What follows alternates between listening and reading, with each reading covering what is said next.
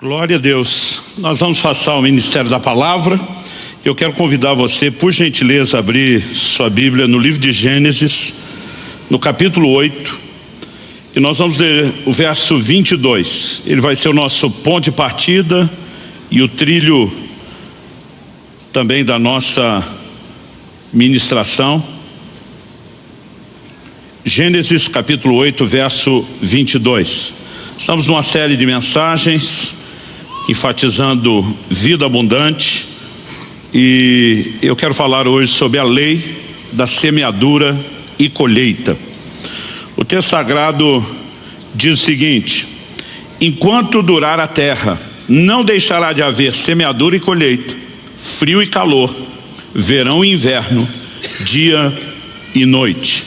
Essa é uma declaração que o próprio Deus faz depois do dilúvio, e eu gostaria que você, por gentileza, pudesse repetir comigo. Como eu tenho dito, além do poder de declarar a palavra, isso também nos ajuda a memorizar as escrituras. Então, se você puder, depois de mim, repita com ânimo. Diga comigo: enquanto durar a terra, não deixará de haver semeadura e colheita, frio e calor, verão e inverno, dia e noite. Pai, nós oramos pedindo graça e favor do alto. Clamamos mais uma vez a liderança do Teu Espírito Santo, não apenas na compreensão da palavra, e clamamos por entendimento espiritual, mas oramos também, ó Deus, por aquela aplicação personalizada, única, que só o Senhor tem o poder de produzir em cada um de nós. Nós oramos que, além da instrução, aquela faísca de ignição, aquela centelha de fé que só a Tua palavra pode gerar dentro de cada um de nós, que isso também aconteça, e que, enfim, a Tua palavra cumpra todo o seu propósito para a honra e glória do nome do Senhor mesmo. Nós oramos em nome de Jesus. Amém. Bom, essa é uma declaração, como diz, feita pelo próprio Deus. E a terra tinha passado pelo que a gente pode chamar aí de um reset, a um recomeço. Deus afirma no verso anterior, o verso 21 de Gênesis 8, que Ele não mais destruiria a terra da forma como Ele tinha aplicado aquele juízo. E Deus não apenas fala que isso não se repetiria, mas Ele diz: enquanto durar a terra, então está valendo até hoje. Ele diz: não deixará de haver semeadura e colheita, frio e calor, verão e inverno, dia e noite. Essa é a razão pela qual a gente continua tendo essa diversidade. É só olhar para o domingo passado, calor, para esse frio, verão e inverno. Aqui a gente pode ter todas as estações no mesmo dia, mas a Bíblia fala desse ciclo normal da terra, dia e noite. E assim como essas coisas duram até hoje, Deus diz: enquanto a terra durar, não deixará de haver semeadura e colheita. Evidentemente, você, ao perceber o que os versos seguintes, do início do capítulo 9 apontam, nós reconhecemos que há uma declaração de Deus sobre semeadura e colheita que diz respeito àquilo que nós podemos chamar do plantio literal. Por exemplo, no capítulo 9, no verso 20, a Bíblia diz: sendo Noé agricultor, passou a plantar uma vinha. Mas quando Deus está falando de semeadura e colheita, Ele está falando só do plantio natural, literal? Evidente que não. Quando você olha toda a Escritura, você percebe que essa lei, ela não funciona apenas no plano natural, Aliás, há muitos paralelos entre aquilo que Deus estabeleceu no mundo natural e no mundo espiritual. Em Gálatas, no capítulo 6, nos versículos 7 e 8, a Bíblia diz: não se enganem, de Deus não se zomba, pois aquilo que a pessoa semear, isso também colherá. Você pode repetir isso comigo? Diga: aquilo que a pessoa semear, isso também colherá. Então Paulo continua e diz: quem semeia para a sua própria carne, da carne colherá corrupção, mas quem semeia para o Espírito, do Espírito colherá vida eterna. Então é evidente que essa lei de semeadura e ceifa, ela não se aplica apenas a uma semente literal como a do trigo, do milho, e ela se estende ao plano espiritual. Eu pude entender desde bem cedo, desde a minha adolescência, que essa lei, ela vai reger as nossas vidas. Quer você tenha conhecimento, quer não, é um princípio espiritual. Quer você decida fazer bom uso dele ou não, é uma lei espiritual e ela não se limita a questões financeiras. Então já faz vários domingos que a gente transita, passa pelo terreno daquilo que é material e financeiro, mas sempre apresentando o entendimento de que essas leis, de que esses princípios são maiores. Não excluem o aspecto financeiro, mas não se limitam a isso. Eu, por exemplo, aprendi desde a minha adolescência que palavras são sementes. E eu sempre digo às pessoas, não fale aquilo que você não gostaria, né, de ver materializado. Esse é assunto para um ensino em outra ocasião, mas a Bíblia também mostra que nossas atitudes também, como veremos ao longo da ministração, funcionam dentro da lei da semeadura e colheita. Então a forma como você trata outros determina a maneira como você será tratado. Então eu quero que você possa ter o olhar abrangente, mas não queremos excluir, né, a intencionalidade de aplicação também no terreno material e financeiro. A forma como a gente teve dentro de casa a oportunidade de ver nossos filhos tem uma lição muito clara do que é semeadura e colheita, né? Dos princípios que nós vamos abordar. Hoje é algo que a gente olha para trás e a gente é muito grato a Deus pelo impacto que isso teve. Quando meus filhos eram ainda bem pequenos, nós vivemos uma fase de desafio. Quando fomos plantar Alcance Irati, há mais de 20 anos atrás, né, eu tive uma direção de Deus, não acredito que isso é um modelo a ser reproduzido nem por qualquer pessoa, nem em qualquer lugar, mas na época o Senhor falou comigo, eu quero lhe ensinar a respeito de fé. Eu tinha vivido dessa forma lá atrás, no início do ministério, quando eu era solteiro, mas o Senhor falou, eu quero que você dependa de mim e de mais ninguém. Então quando fomos plantar a primeira das Alcances, eu simplesmente abracei aquele desafio e não tinha nenhum tipo de sustento.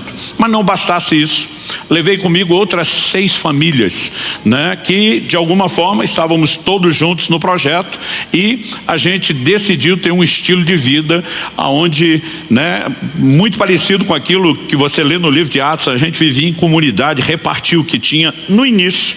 Kelly e eu conseguimos dar uma boa alavancada, porque a gente desfez de tudo que tinha, casa, carro, para investir no projeto, no estabelecimento da igreja. Só que o que a gente tinha não durou muito, né, para aquelas famílias todas. Então todo mundo foi baixando o padrão de vida, se adequando à nova realidade. E eu lembro que meus filhos viveram assim, no modelo que comprar brinquedo em loja de R$1,99, quantos lembram do R$1,99? Isso era artigo de luxo já, né, porque o padrão realmente estava, né, lá embaixo.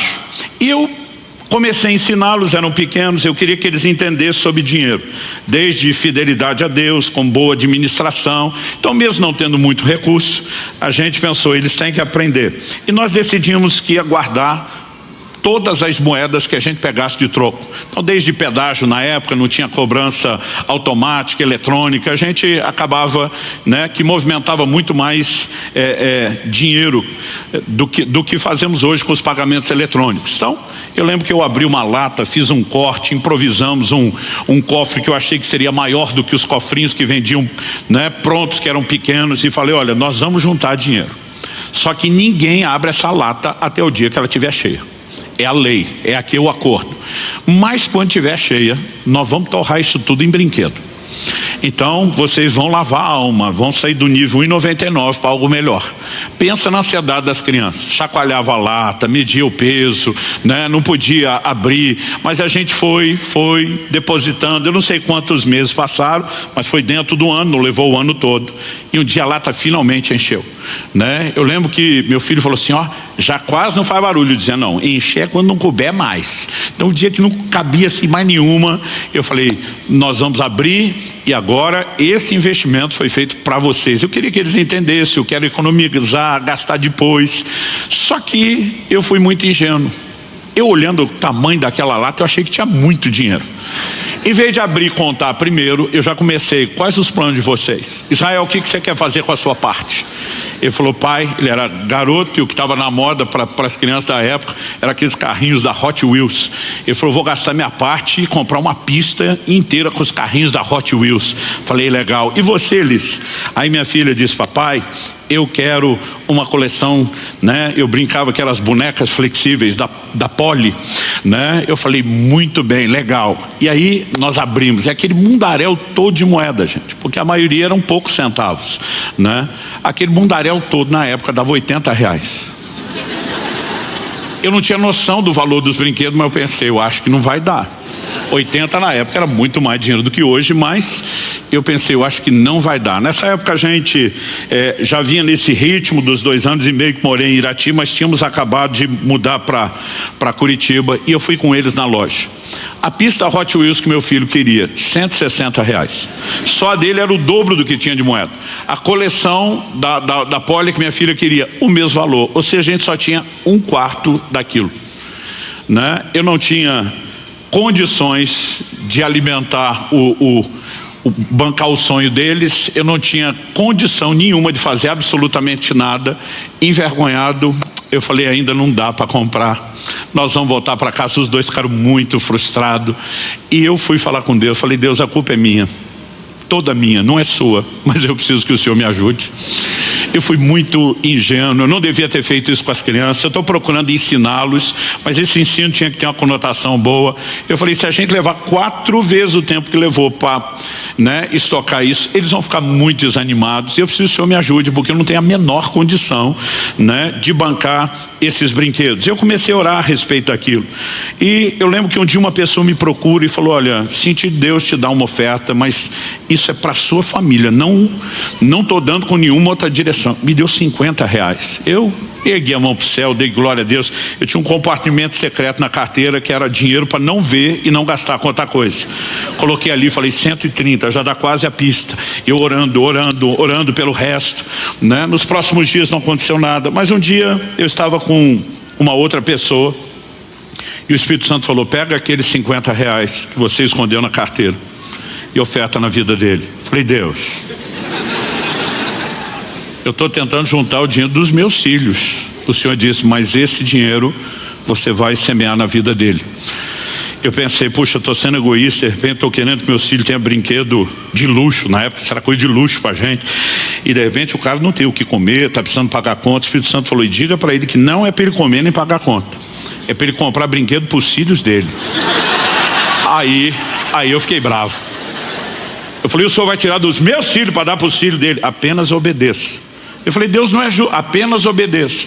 A Bíblia diz que Deus ama o que dá com alegria. Aquele dia eu dei com indignação, com raiva. Eu falei, vou obedecer. Eu falei, vou tentar ficar alegre depois, porque agora eu não consigo. Mas algo que eu já aprendi com o tempo, você não precisa entender Deus, você precisa apenas acreditar nele. E eu ofertei e falei, olha, isso não é para você comer nem pagar conta, você precisa comprar brinquedo para os seus filhos. Ok, pastor, obrigado. Achei que a coisa tinha acabado aí. Não muito tempo depois, eu fui com toda a minha família na casa dessa pessoa para nós termos uma refeição. E quando chegamos, estava todo mundo à mesa, os filhos dele vieram me agradecer os brinquedos que eu tinha dado para eles, na frente dos meus filhos.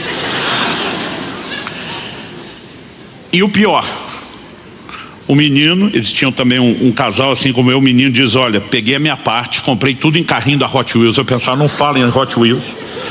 A menina diz, não, o meu foi aqui em boneca da Poli. Eu pensando, não fala na Poli. E meus filhos me olhando com aquele olhar fulminante, tipo, não tem dinheiro para o nosso Hot Wheels e Poli, está dando para os filhos dos outros. Teve uma hora que a família saiu da sala, nós ficamos sozinhos. Eu falei, calma, muita calma essa hora, daqui a pouco a gente conversa. Aí, a hora que a gente estava sozinho, na hora de ir para casa, pai, mas a gente está esperando comprar. Não, eu falei, os R$80 de vocês estão lá, eu não mexi. Falei, isso é um outro dinheiro que o papai ganhou, que ia juntar para o de vocês, mas foi Deus que mandou dar. Então Deus que pegou o nosso dinheiro. Falei, agora eu vou ficar bom de bem na fita e Deus vai ficar de ruim, E a hora que eu falei isso, falei, não, gente, vocês têm que pensar que Deus é sabido. Gente, não foi uma coisa planejada, foi improviso do momento. Aí eles, como assim? Falei, olha, pensa, nós não estamos querendo Poli Hot Wheels? Sim. A gente tem condições? Não. Mas tem uma lei espiritual, que é a lei de semeadura e ceifa. Então, tudo que você planta, você colhe. Falei, Israel, lembra aquela experiência que você fez lá da escola, que plantou feijão? O que é que nasceu? Ele, vagem. Falei, ok, o que tinha dentro da vagem? Não sei, pai, nós não abrimos. Feijão. Ah, tá. Falei, planta feijão, colhe feijão. Planta milho, colhe milho. Falei, olha o que Deus fez quando a gente está orando sem ter condições de ter Poli Hot Wheels. Ele mandou a gente plantar o quê? O que eles compraram? Aí os dois me olharam empolgados, Poli Hot Wheels. Falei, quem planta Poli Hot Wheels vai colher o quê? Eles, Poli Hot Wheels. Falei, é isso. Aí eles saíram felizes, falei para Deus, te vira. agora é contigo. Pastor, o senhor mandou Deus fazer? Não mandei nada. Naquela hora, sem ter pensado, eu lembrei de uma lei espiritual, uma lei que nos governa, uma lei que eu já tinha experimentado o suficiente para saber que funcionaria. Alguns dias depois, estava pregando em outra cidade. Eu lembro que nós tínhamos uma conferência, então tinha 2 palavras da tarde com break rápido e depois um intervalo maior entre da tarde e a da noite. No break da palavra da tarde, um irmão me aborda, eu estava do lado do pastor da igreja, fala: pastor, o senhor poderia me ceder a chave do seu carro? Eu falei: eu nem lhe conheço, o que você quer com a chave do meu carro ou com o meu carro? O pastor só me deu um sinal assim, ó, fica tranquilo, entrega. Eu falei: você vai devolver? Ele falou: vou, pastor, eu trouxe uma coisa para você, não queria entregar na frente de todo mundo, então eu já quero guardar no carro. Eu falei: ficaria mais fácil se você explicasse antes. Aí brinquei com aquilo, não vi o que era. No intervalo entre a tarde e a noite, fui para casa que eu estava hospedado, tomar um banho, e quando cheguei lá, lembrei, abri o porta-mala, tinha 2 pacotes, né, de presente, embrulhado para presente, mas o embrulho era de loja dessas de brinquedo, de criança. Peguei as 2 sacolas com as 2 coisas. Quando passei na sala, Kelly e as crianças tinham me acompanhado, mas tinham ficado na casa na sessão da tarde. Falei: todo mundo para o quarto, reunião de família. Quando eles entraram, eu já tinha aprendido a história de não prometer o que você não sabe. Então eu falei: olha, alguém entregou isso para o papai agora, eu acabei de pegar, ainda não sei o que é, mas como eu vi loja, embrulho aqui de loja de brinquedo de criança, pode ser que seja para vocês. Pode ser que alguém só aproveitou o papel. Vamos descobrir junto? Eu lembro que o Israel pegou, olhou e falou: claro que é nosso, pai, tem até o nosso nome. Falou: esse aqui é meu, esse aqui é seu, Liz. Quando ele abriu o pacote dele, o que era? A pista Hot Wheels que ele queria. Não era outra, era a que ele queria. Quando a Liz abriu, o que era? A coleção da Polly que ela queria. Detalhe, a gente nunca falou isso para ninguém. Os 2 olharam para mim: pai, do jeito que o senhor falou, quem planta Polly e Hot Wheels. Polly e Hot Wheels. Eu poderia te contar inúmeras histórias e testemunhos de coisas que vivemos ao longo dos anos e que puderam ter um impacto didático, pedagógico incrível na vida dos meus filhos. Mas me deixe destacar princípios. Em primeiro lugar, eu quero destacar o seguinte: nós colhemos aquilo que semeamos. Você pode repetir isso comigo? Diga: colhemos aquilo que semeamos. Então você planta milho, vai colher milho. Planta trigo, vai colher trigo. Planta Hot Wheels e Polly, vai colher Hot Wheels e Polly, né? Eu gosto de chamar isso de o efeito bumerangue, né? Tudo que vai, volta. Então você tem leis espirituais, são claras a respeito disso. E é impressionante que tem coisas que elas acontecem para qualquer pessoa, não depende de ser crente ou não. Jesus disse, por exemplo: qualquer que disser no seu coração e não, qualquer que declarar com a sua boca e não duvidar com o seu coração, né? Ele fala até mesmo de dizer ao monte: levanta-te e planta-te no mar. Ele diz: se falar crendo, vai acontecer com ele. Então, assim, de novo vou dizer sobre a questão das palavras, isso é assunto para o ensino de outro dia, mas Jesus diz: falou crendo, vai ter resultado. E ele diz: qualquer. Ele não falou: olha, tem que ser um cristão nascido de novo, tem que ser um crente exemplar, né, cheio de maturidade. Ele diz: é com qualquer pessoa. Então essas leis vão funcionar para quem as conhece e para quem não. Sobre o efeito bumerangue, Mateus 7, 1 e 2, Jesus diz: não julguem, para que vocês não sejam julgados, pois com o critério que vocês julgarem, vocês serão julgados, e com a medida com que vocês tiverem medido, vocês também serão medidos. Mateus 7, 1 e 2. Então Jesus está dizendo: se você não julga, você não é julgado, mas se você julga, você vai ser julgado com a medida com que você foi. Plantou julgamento, colhe julgamento. Então nós percebemos que a lei de semeadura e ceifa, como eu falei, não se limita a questões materiais, embora também não as exclua. Na narrativa de Lucas, Evangelho de Lucas, capítulo 6, versos 37 e 38, nós temos alguns detalhes a mais do que aqui em Mateus. Não julguem e vocês não serão julgados. Não condenem e vocês não serão condenados. Mas ele segue e diz: perdoem e serão perdoados. Deem e lhes será dado. Boa medida, prensada, sacudida, transbordante será dada a vocês, porque com a medida com que tiverem medido, vocês serão medidos também. Então, o dai e dar-se-vos-á, né? Ou como diz essa versão que estou lendo, deem e lhe será dado, ele é parte dessa lei de semeadura e ceifa. Se eu julgo, eu sou julgado. Se eu não julgo, eu não sou julgado. Com a medida que eu meço, eu sou medido. Se eu dou, eu também recebo, né? Eu chamo isso do efeito bumerangue. Tudo que vai, volta. Mas a verdade é que cada um colhe aquilo que planta. Me permita ler alguns textos bíblicos. Salmo 7, 15 e 16 diz: abre e aprofunda uma cova e cai nesse mesmo poço que faz. A sua maldade recai sobre a cabeça e sobre o próprio crânio desce a sua violência. Pessoas que não conhecem a palavra de Deus, as leis espirituais, mas que observam e fazem constatações, tentam chamar isso por outros nomes. Talvez você já viu gente que não teme a Deus chamando isso de karma. Mas a verdade é que existe uma constatação: tudo que vai, volta. Provérbios capítulo 11, 24 e 25. Uns dão com generosidade e tem cada vez mais, porque quem planta colhe. Só que a Bíblia diz o seguinte: outros retêm mais do que é justo e acabam na pobreza, porque não multiplicam o que tem. Verso 25. A pessoa generosa prosperará e quem dá de beber terá sua sede saciada. As traduções mais antigas diz: quem dessedentar será dessedentado. Tudo aquilo que você faz pelos outros farão por você. O que você não faz, provavelmente também não farão por você. E o que você faz de ruim voltará para você.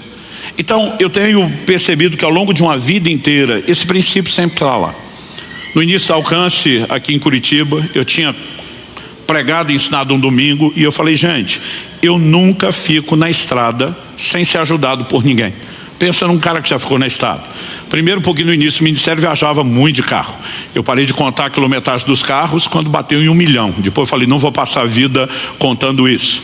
Só que na época, além de viajar muito, a gente não tinha condições de carro bom.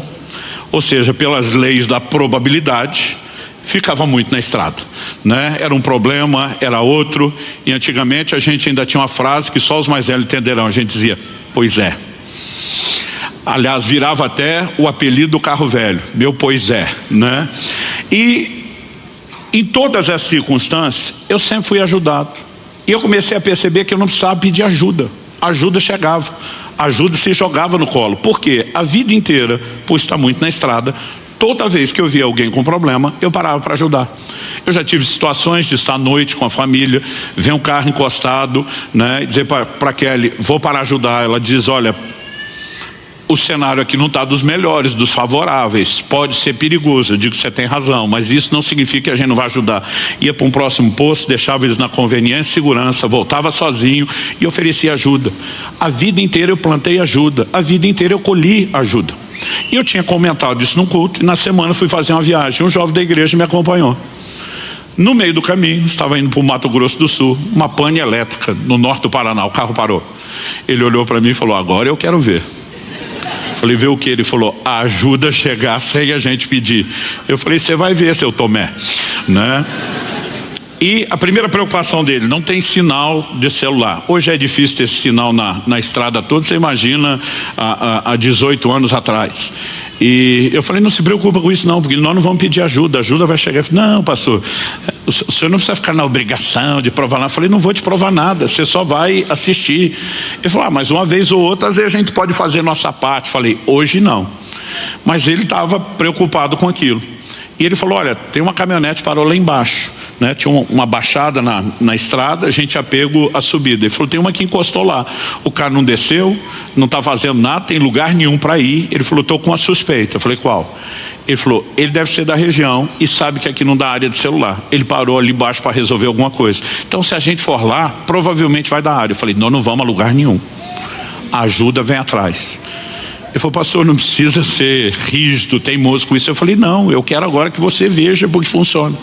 Enquanto a gente está falando sobre isso, o próprio cara da caminhonete, né, ele vem na nossa direção e para atrás da gente. Quando eu vi que ele parou o carro e desceu, eu também desci. E ele falou assim: algum problema elétrico? Eu falei: sim. Ele falou: eu posso te ajudar. Eu falei: se você me deixar na próxima cidade conseguir socorro, já está ótimo.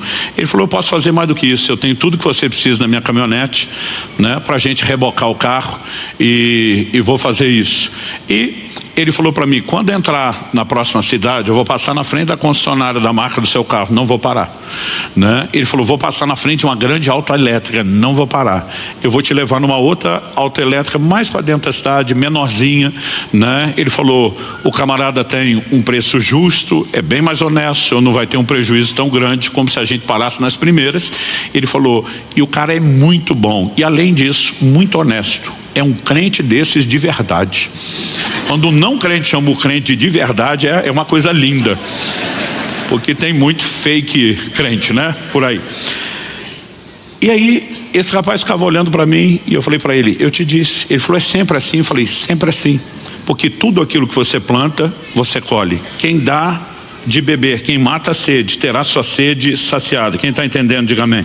Provérbios 22, 8 e 9. O que semeia injustiça, colhe a desgraça, e a vara da sua indignação será destruída. O generoso será abençoado, porque reparte o seu pão com os pobres. Você pode repetir isso comigo? Diga, o generoso será abençoado, porque reparte o seu pão com os pobres. Gente, aqui nós temos lei de causa e consequência. O generoso será abençoado. Por quê? Porque reparte o pão com o pobre. Porque é uma palavra de ligação entre o raciocínio que está sendo construído, a explicação que vem depois. Ou, como Fábio, diácono da igreja, professor de português, me deu uma aula, é uma conjunção explicativa. E agora eu falo isso em todo lugar para parecer que eu estudei. Eu fico gastando até onde não preciso. Conjunção explicativa. E eu não sei onde eu estava no dia da aula que explicaram isso, que eu nunca soube o que era. Mas será abençoado. Por quê? Porque faz algo que provoca bênção. Eu sei que há uma doutrina bíblica inquestionável, que aquilo que nós recebemos de Deus é uma expressão da sua graça, e que a graça se acessa pela fé. Mas muitas vezes isso leva os cristãos ao extremo de que eu não faço nada. Tudo o que acontece não tem a ver com merecimento. E eles confundem isso com responsabilidade, como se a gente não fizesse absolutamente nada. Bom, se para acessar a graça que eu não mereço eu preciso crer, é lógico que tem um efeito de causa e consequência. Eu tenho que me posicionar em fé. A obediência é apresentada na Bíblia como uma expressão de fé. Então quando eu decido andar na palavra, escolho, me responsabilizo por isso, eu também estou expressando fé. E a Bíblia está dizendo que o que reparte o pão com o pobre, né, ele será abençoado, e será abençoado por causa do que fez, porque quem planta tem o direito de colher. Não apenas o direito, tem a inevitável consequência. E não importa o que plantou. Se o plantio é bom, a colheita será boa. Se a semeadura é ruim, né, de uma semente ruim, a colheita será ruim. Oséias capítulo 8, verso 7 diz que alguns semeiam ventos e colherão tempestades. Colossenses capítulo 3, verso 25 diz, quem fizer injustiça, receberá em troca a injustiça feita. E nisso ninguém será tratado com parcialidade. Outra tradução diz, nisso não há acepção de pessoas. Então não importa se estamos falando do crente, do não crente, da pessoa boa, da pessoa ruim. Semeou injustiça, vai colher injustiça. Por outro lado, em contrapartida, se semeou justiça, vai colher o quê? A justiça.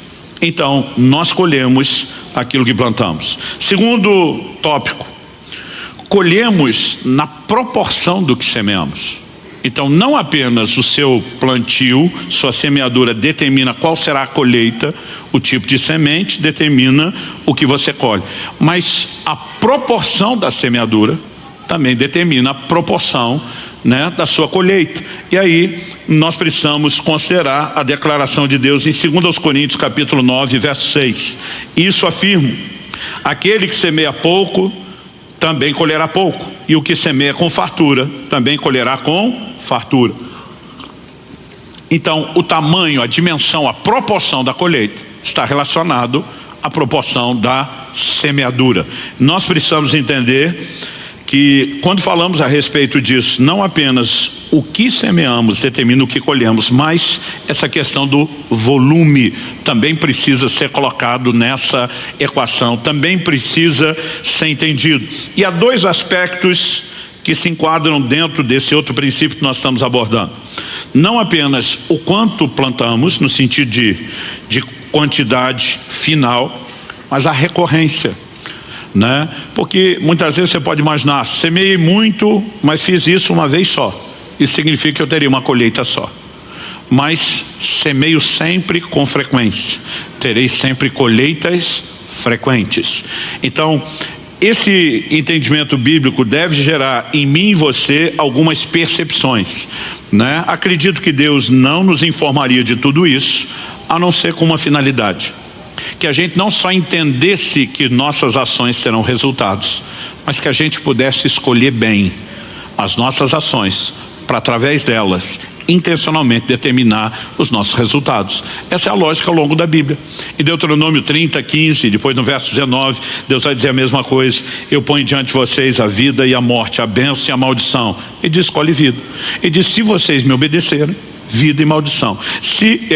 Vida e bênção. Se vocês me desobedecerem, morte e maldição. E diz: suas ações terão consequências. Ciente disso, você planeja melhor como vai agir, sabendo o que serão os frutos das suas ações. Quando falamos da lei de semeadura e ceifa, não é diferente. Esse volume de informações não explica todos os mecanismos de como tudo funciona, mas nos dá um mínimo para que a gente possa, e daqui a pouco vou abordar alguns desses princípios, para que a gente possa usar isso com intencionalidade. Dito isso, eu quero passar para o terceiro e último tópico. São alguns princípios da semeadura e ceifa, além do que já abordamos, que colhemos aquilo que semeamos e colhemos a proporção do que semeamos.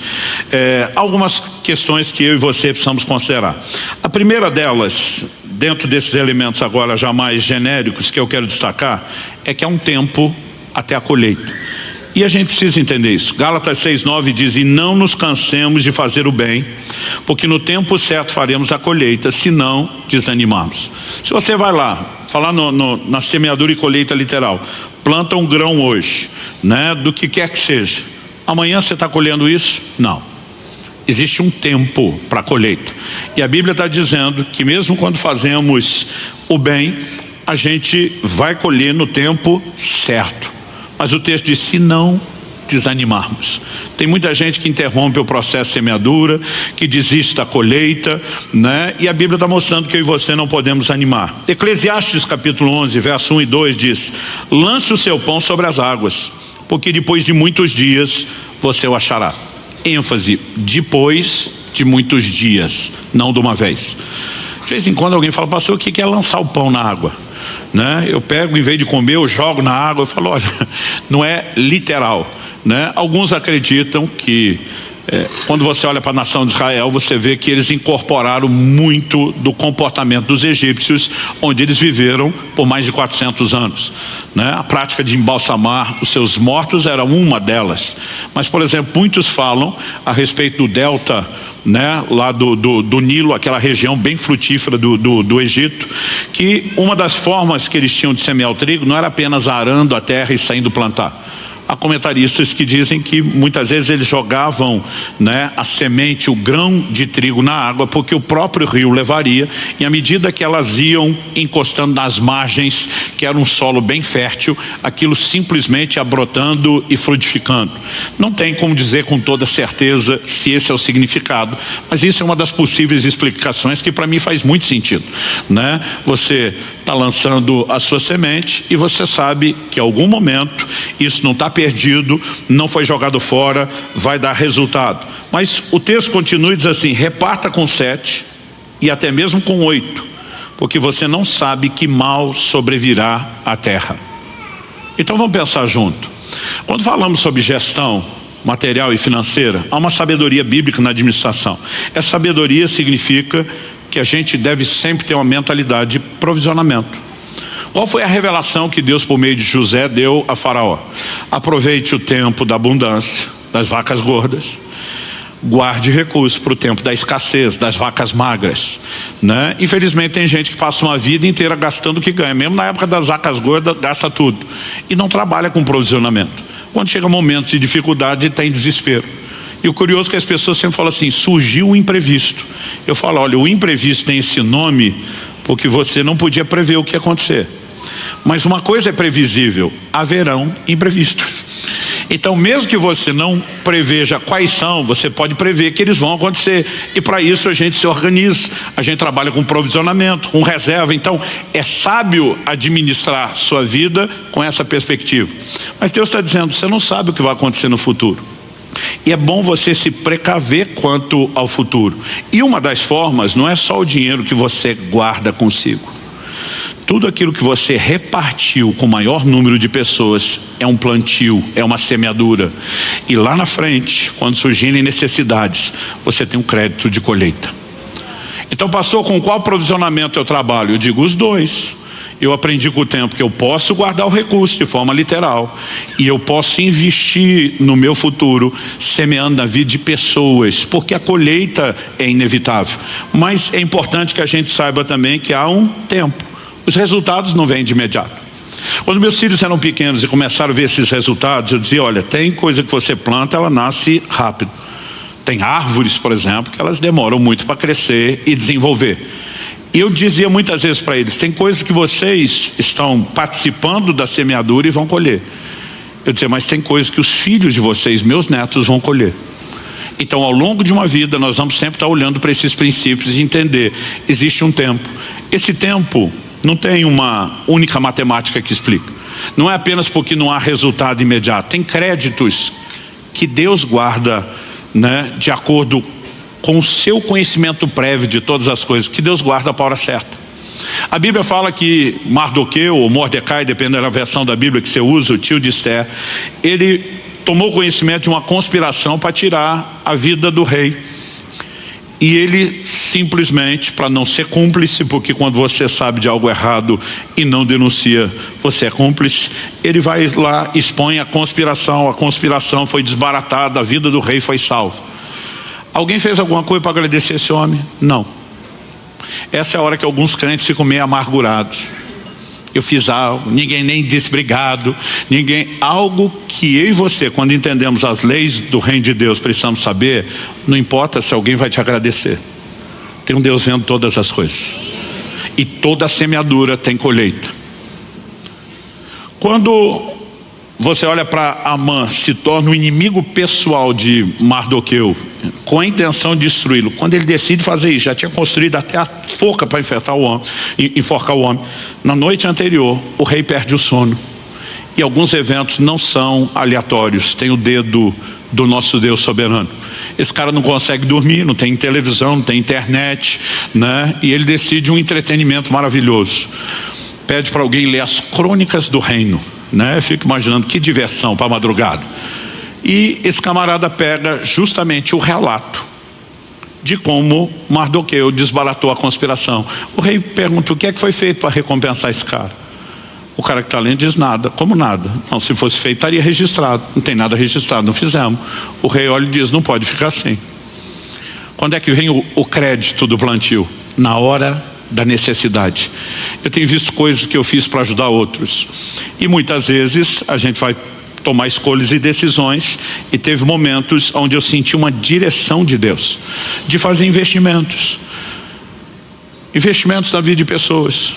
Então, por exemplo, estava me organizando com Kelly a longo prazo, como podemos fazer para depois de ter ofertado a nossa casa, voltar até a casa própria, a gente cheio de planos. Mas eu lembro de uma ocasião que eu tomei conhecimento de uma pessoa, né, que se ela não fosse ajudada, ela ia perder um consórcio, todo o dinheiro investido, e o Senhor falou comigo, ajuda. Eu pensei, ele não se precaveu para o imprevisto dele. Eu me precavi, agora tem que pagar a conta dele. O Espírito Santo diz, reparte com 7 e até com 8. Você não sabe o que é que vem depois. Você não sabe quando e como vai precisar. Falei, vou te obedecer, né? E falei para aquela pessoa, como eu posso te ajudar? Ele falou, pastor, eu não quero tomar vantagem do senhor, não adianta o senhor me emprestar dinheiro que eu não tenho para devolver, porque a coisa está feia. Ele falou, o que podemos fazer? Eu te vendo o consórcio de uma forma bem justa. Eu não queria consórcio. Mas naquele momento entendi que era a forma de ajudar. Fizemos a transação. Isso me aconteceu 2 vezes, com pessoas diferentes, em ocasiões diferentes. Mal sabia eu que na hora certa que eu mais precisasse, aquilo viria. Eu lembro que uma dessas pessoas era muito próxima, de confiança, e ficava no meu pé: pastor, vamos transferir esse negócio. A gente tem que dar exemplo. Esse negócio não fica para depois, mesmo que a gente tenha testemunha, que se um de nós faltar, a coisa não para assim, é melhor resolver. E eu fui enrolando ele, até que um dia o Espírito Santo falou comigo. Acordei de manhã, ele falou: liga para fulano, faz a transferência do consórcio hoje. Eu pensei, tá um dia corrido. Ele disse: faça hoje. Liguei para a pessoa, falei: ó, te vira, eu estou na correria, vou espremer aqui meu horário, você espreme o seu. Entramos num acordo, fomos lá. 3 da tarde, fizemos a assinatura, transferimos o consórcio. 3h40 eu fui contemplado. Na hora que eu mais precisava para adquirir a nossa casa, estava lá aquele crédito. Então, a colheita pode não vir depressa, mas a colheita sempre vem. E quando seguimos a direção de um Deus que sabe, tem informações privilegiadas que você não temos, a coisa é bem diferente. As pessoas perguntam: mas pastor, como exatamente funciona? Eu respondo com 2 palavras: não sei. Eu não preciso entender como tudo funciona. No Evangelho de Marcos, no capítulo 4, dos versos 26 a 29, nós lemos: Jesus disse ainda: o reino de Deus é como um homem que lança semente na terra. Ele dorme e acorda de noite e de dia, a semente germina e cresce, sem que ele saiba como. Repita comigo: sem que ele saiba como. Eu não preciso entender de germinação para desfrutar o resultado. Eu só preciso plantar. Então não importa se é um leigo como eu e muitos de vocês no assunto da germinação, ou se estamos falando de um engenheiro agrônomo com todas as especializações possíveis em germinação. Eu, sem saber muita coisa, posso plantar e ter o resultado, que é a colheita. Ele, sabendo tudo que sabe, se não plantar, não vai colher. Porque a colheita não vem do quanto você entende o processo. Vem se você pratica. E tem muito crente que quer ficar entendendo as coisas antes de andar nelas. Se eu e você decidimos andar no que Deus determinou, vai dar resultado com ou sem entendimento. Então, algo que eu tenho compreendido é que eu não preciso entender todo o processo, só praticá-lo. Mas que envolve tempo, envolve. Jesus continua e diz: a terra por si mesma frutifica. Primeiro aparece a planta, depois a espiga, por fim o grão cheio na espiga, e quando o fruto já está maduro, logo manda cortar com a foice, porque chegou a colheita. Então, a Bíblia diz: a terra por si mesma frutifica. A gente não precisa entender o processo. Agora, precisamos lembrar que o processo não é de resultados instantâneos. Eu já tive situações onde eu fiz uma coisa num dia, no dia seguinte a colheita veio, mas isso não é o padrão. Tem coisas que ao longo dos anos, eu tenho colhido. Então tem coisas que eu plantei 30 anos atrás, estou colhendo agora. Tem coisas que eu colhi com menos tempo. Pastor, quem determina o tempo? Não sei. Eu só sei que a gente precisa ser paciente. Outra coisa, devemos semear com intencionalidade. Em Mateus, no capítulo 7, no verso 12, esse é um dos versículos que rege a minha vida, todo o meu comportamento em todas as áreas. Jesus diz: portanto, tudo o que vocês querem que os outros façam a vocês, façam também vocês a eles, porque essa é a lei e os profetas. Tudo o que você quer que te faça, faça aos outros. Lembra do efeito bumerangue que nós falamos? Tudo que vai e volta. Então alguns apenas dizem: eu não vou julgar porque eu não quero ser julgado. Ou seja, ele se abstém de um comportamento ruim porque ele não quer ter uma colheita ruim. Mas a Bíblia não fala só para você não fazer algo ruim porque você não quer que volte. A Bíblia mostra que eu e você podemos intencionalmente fazer coisas boas porque queremos que essas voltem. Então tudo o que querem que os homens vos façam, fazer a eles. Um dia uma pessoa estava comigo e ela falou assim: cara, nesse fim de semana eu já te vi ganhar pelo menos uns 10 presentes diferentes. Eu falei: deve ser bom ser amado. Eu senti uma dor naquele comentário. Falei: por quê? Ele falou: eu raramente ganho presente. Eu falei: antes da gente avaliar a consequência, vamos na causa. Você costuma dar presente? Não, não ganho nada, também não dou. Eu falei: existe uma lei espiritual que é a lei de dar e receber, não é de receber e dar. Eu falei: você vai passar uma vida inteira esperando acontecer para fazer e não vai nem receber, muito menos fazer. Porque esse negócio de depois que eu tiver eu faço, gente, isso é conversa mole. Jesus diz: quem é fiel no pouco será fiel no muito. Quem é fiel no pouco será infiel no muito. O cara não consegue ser generoso quando tem pouco.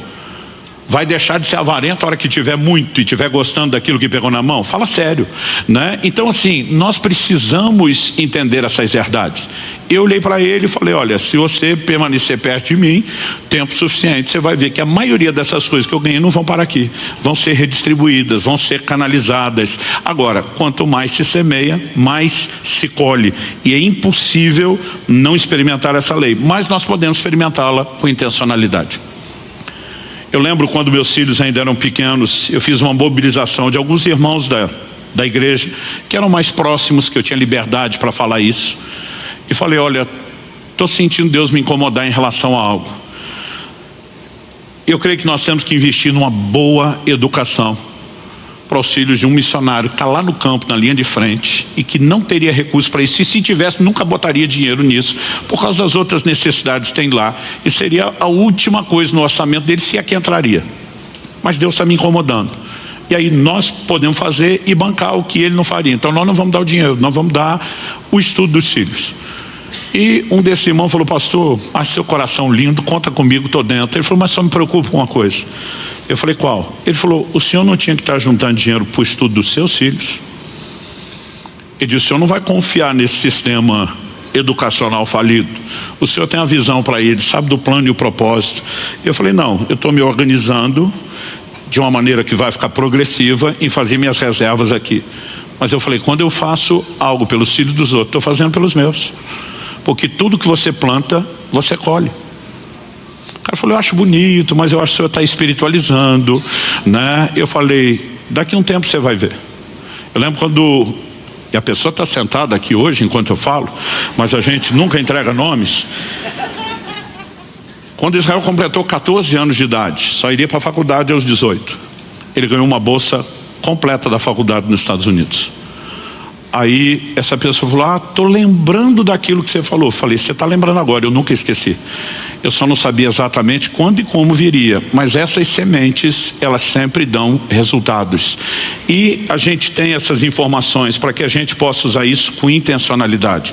Eu citei antes falando do tempo, vou citar de novo com um versículo a mais para falar de intencionalidade. Gálatas 6:9 diz, não nos cansemos de fazer o bem, porque no tempo certo faremos a colheita se não desanimamos. Verso 10, por isso, enquanto tivermos oportunidade, façamos o bem a todos, mas principalmente aos da família da fé. E diz, já que tem colheita, por isso vão fazer o bem. Então há uma expressão de amor pelas pessoas, há uma revelação do caráter generoso de Deus, como temos trabalhado em várias outras reuniões. Eu me preocupo que a gente lembre disso, para não parecer que nós estamos, né, apresentando o princípio como se fosse mera barganha, mas ao mesmo tempo Deus diz, entendeu os princípios, tem o coração correto, saiba de uma coisa, você também vai colher resultados. E nós podemos fazer isso com intencionalidade. Durante toda a minha vida, a maneira como eu trato as pessoas em qualquer circunstância, não importa se estamos falando do ministério, né, de vida espiritual, qualquer relação, pode ser uma comercial, como eu gostaria que me tratasse. Então por que é que eu vou dar uma de esperto e passar a perna em alguém se eu não quero que façam isso comigo? E se eu ajo dessa forma, é certo que agirão comigo. Mas se por outro lado, né, você olha o Jacó dando uma desperto com o irmão e daqui a pouco encontra um sogro que dá nó em pingo d'água, né, e conseguiu ser mais esperto do que ele. Lá na frente viria Deus mudar a sua sorte. Mas eu e você precisamos entender que tudo aquilo que a gente planta, a gente colhe. Então escolha um plantio correto. E a última coisa que eu quero destacar, persistência também é necessária. Lembra que lemos Eclesiastes capítulo 1, lança o teu pão sobre as águas, né? Verso 2, reparte com 7 até com 8. No versículo 6, o texto diz assim, semeie a sua semente de manhã e à tarde não fique de braços cruzados, porque você não sabe qual irá prosperar, se esta, se aquela ou se ambas serão igualmente boas.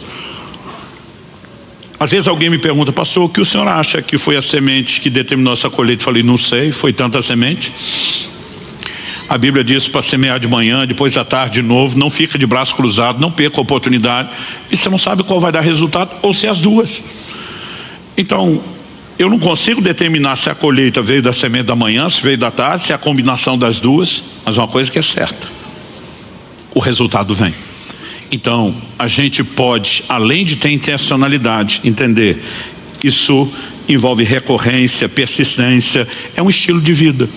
E quando a gente começa a trabalhar nessa perspectiva, na hora certa, a colheita virá. E como eu disse, a hora certa envolve, tempos e circunstâncias que eu e você não temos todo o conhecimento, não temos toda a clareza, mas algo que é certo e seguro, o efeito bumerangue, a lei de dar e receber está aí.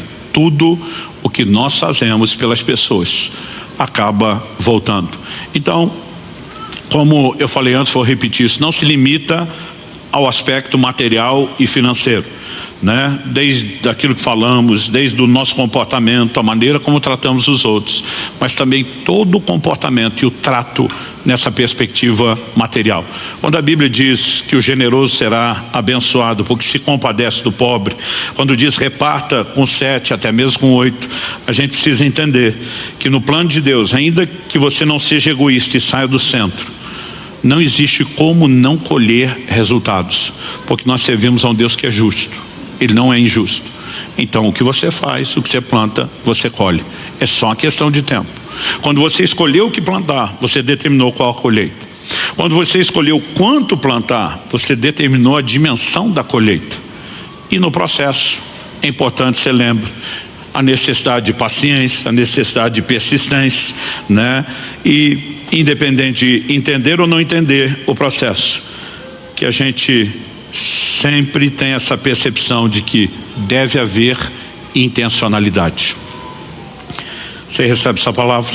Amém. Vamos orar.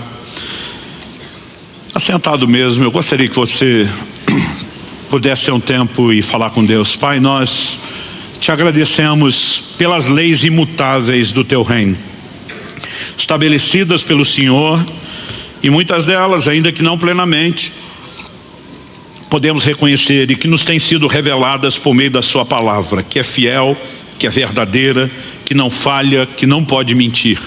Pai, nós queremos clamar graça e favor do alto. Não apenas, como já oramos no início e insistimos nisso agora, não apenas para que haja um entendimento espiritual, mas, Pai, nós oramos por aquela liderança personalizada do Teu Espírito Santo.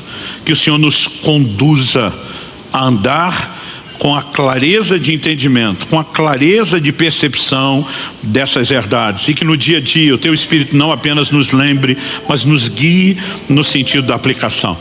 Nós clamamos graça, favor do alto, em nome de Jesus. Amém.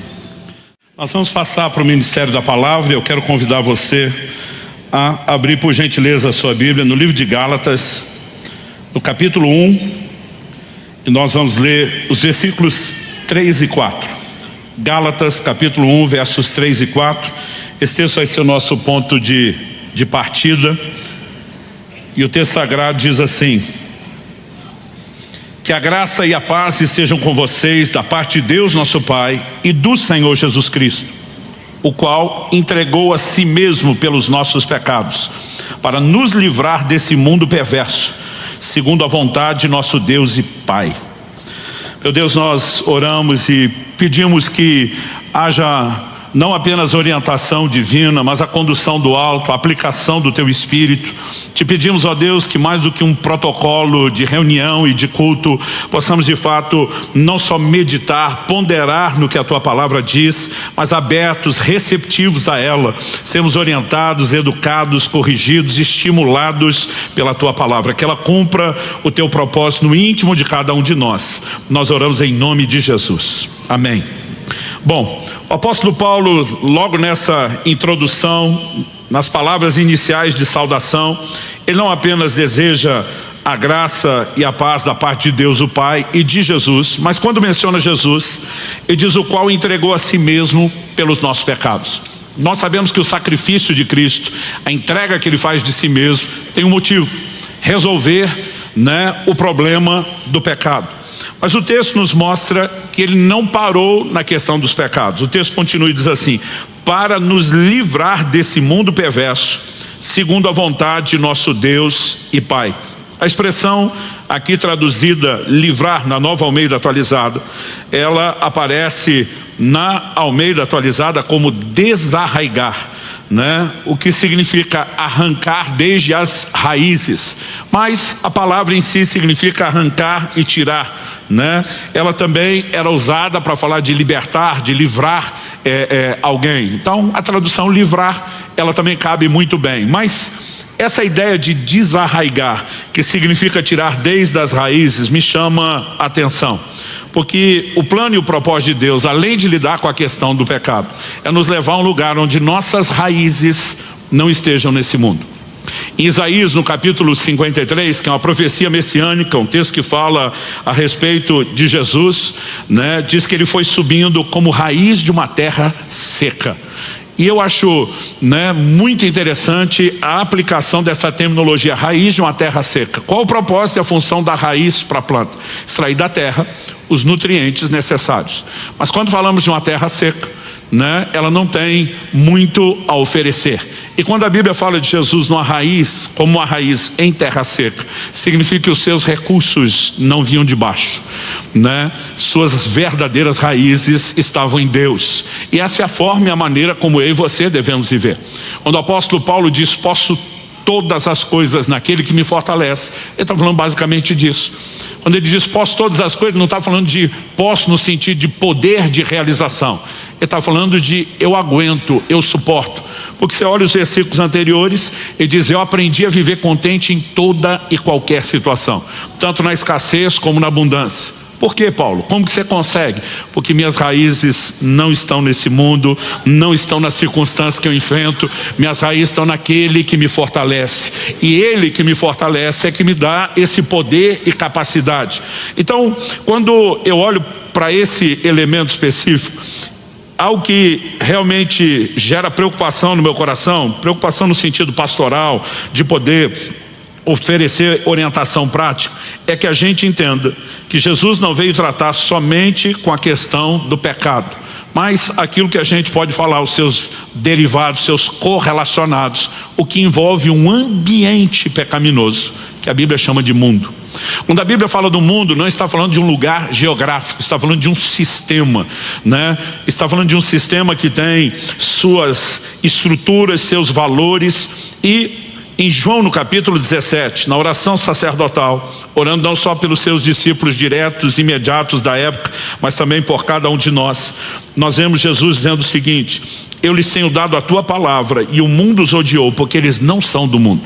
Jesus não estava dizendo que eles não estavam, mas ele diz que eles não pertenciam, né? Tanto que no verso 15 ele diz, não peço que os tires do mundo, mas que os guardes do mal. Ou seja, o mundo não é o lugar que eu e você deixamos geograficamente falando, mas é um lugar que mesmo estando nós não pertencemos. No verso 16 ele repete, eles não são do mundo como eu também não sou. Honestamente, quando eu era garoto, me parece que falava muito mais na igreja, nos púlpitos, sobre a questão do mundo do que a gente ouve falar hoje em dia, né? E nós precisamos olhar para as advertências que a palavra de Deus nos faz. Nós fomos claramente desarraigados desse mundo no sentido de pertencer, mas não tirados, porque precisamos não apenas conviver aqui, mas precisamos fazer diferença, né? Jesus disse, nós somos a luz do mundo, que nós somos sal da terra. Então a ideia de tirar não pode ser a perspectiva geográfica. A igreja já trabalhou nesse formato, que é um dos extremos no passado. Então criando mosteiros, monastérios, onde vamos nos refugiar, vamos surgir desse sistema, vamos criar nossa própria bolha. E esse não é o plano e o propósito de Deus, porque a retirada do mundo não é geográfica. Senão nós não podemos ser luz e não podemos ser sal.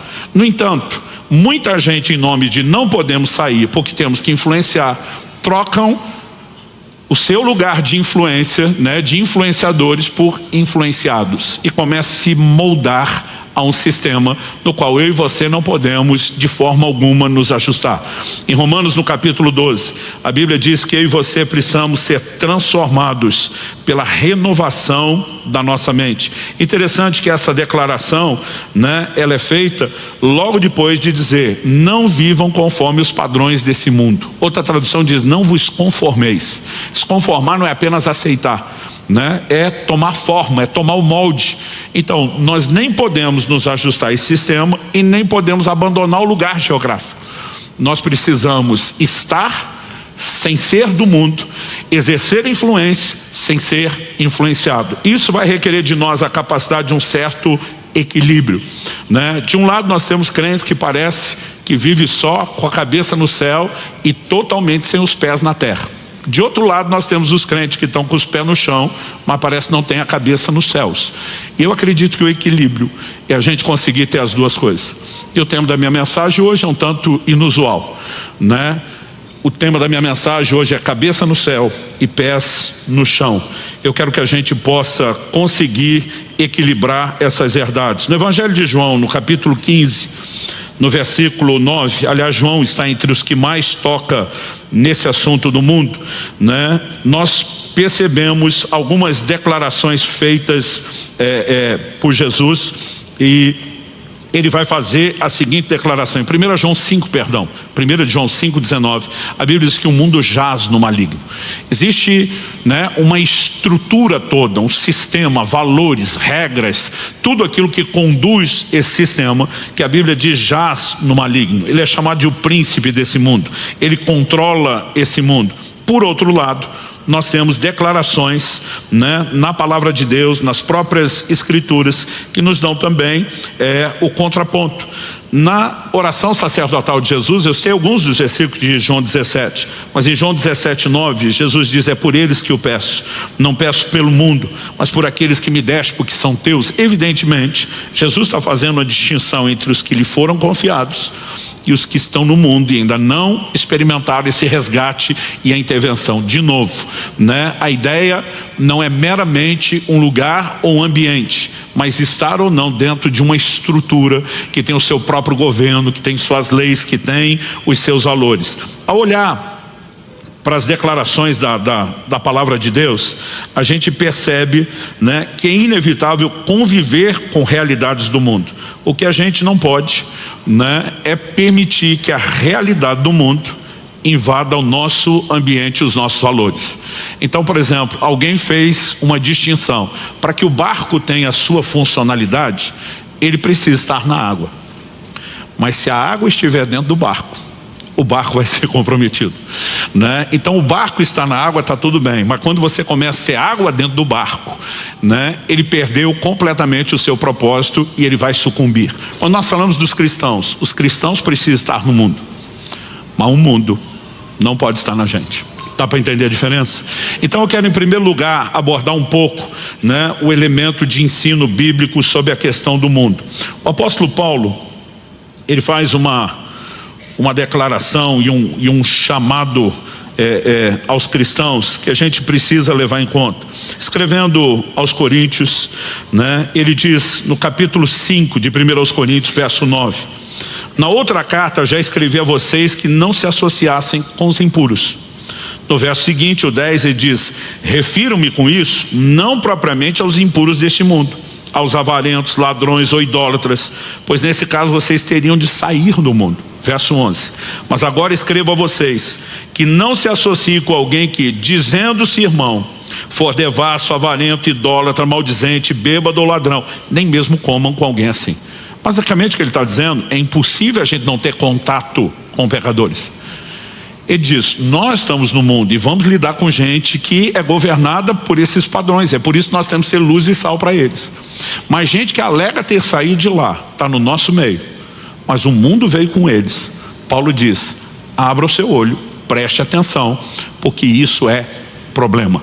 Então, quando falamos a respeito da questão do mundo, nós precisamos olhar para a definição bíblica do que é. Tiago usa uma expressão para falar do que é a verdadeira religião que eu e você abraçamos.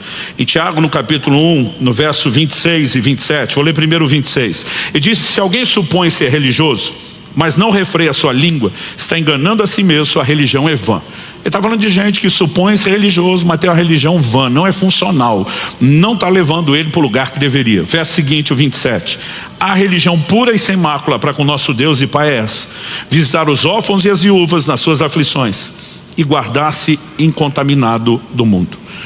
Evidentemente, precisamos transbordar manifestações práticas da piedade, socorrer, as pessoas necessitadas, demonstrar amor, misericórdia, transbordar caridade, mais do que mera ação social.